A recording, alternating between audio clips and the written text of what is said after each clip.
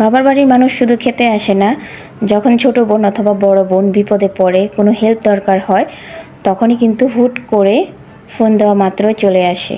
আর যারা ছোট মন দিয়ে ছোট ছোট চিন্তা ভাবনা করেন তারা এইসব নিয়ে কখনোই চিন্তা করবেন না যে বাবার বাড়ির লোক অভাবে পড়ে মেয়ের বাড়িতে খেতে আসে।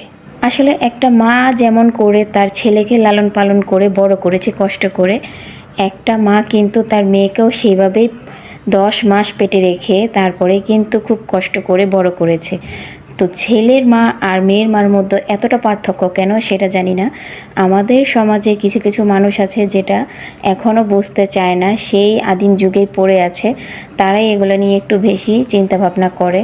হয়তোবা তাদের শরীরের দিকে তারা একটু চিন্তা করে না, যে শুধু শুধু অন্যকে নিয়ে চিন্তা করার থেকে নিজে একটু নিজের দিকে খেয়াল করি তাহলে শরীরটা সুস্থ থাকবে। কথাগুলো শুধু আমার না, সারা সমাজের মানুষের জন্য।